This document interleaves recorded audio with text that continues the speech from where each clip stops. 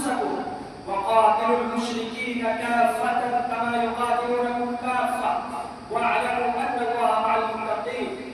وقال تعالى: إذا جاء نصر الله والفتح ورأيت الناس يدخلون في دين الله أفواجا فسبح بحمد ربك واستغفر إنه كان توابا.